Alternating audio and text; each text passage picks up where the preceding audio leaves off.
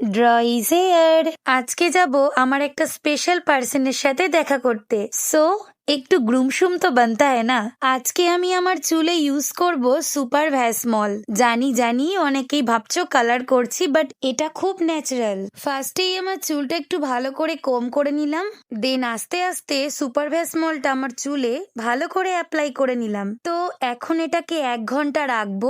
এরপর আমি একটা ফেস প্যাক লাগিয়ে নিলাম। এখন আমার কাছে 1 ঘন্টা টাইম আছে, তো বোরিং কাটানোর জন্য কিছু তো করতে হবে, তাই একটু নেল পলিশও পরে নিলাম। দেন স্নান করে আমি রেডি হয়ে নিলাম স্পেশাল পার্সনের সাথে দেখা করব বলে। তাড়াতাড়ি বাড়ি থেকে বেরিয়ে স্টেশনে পৌঁছে গেলাম। এখন ট্রেনে উঠে পড়েছি। আর এই দেখো আমার স্পেশাল পার্সন। আরে হ্যাঁ, এটা ছাড়া আমার আর কোনো স্পেশাল পার্সন নেই, এটাই তো আছে আমার পালতু বান্দার। সো যাই হোক, দুজনে মিলে প্রচুর মজা করলাম, কিছু ভিডিও শুট করলাম, তারপর উঠে পড়লাম ট্রেনে উঠেও আমাদের শয়তানি শেষ হচ্ছে না। সো ও তো বাড়ি চলে গেল। দেন আমি বাজার থেকে কলা কিনে বাড়ি চলে এলাম।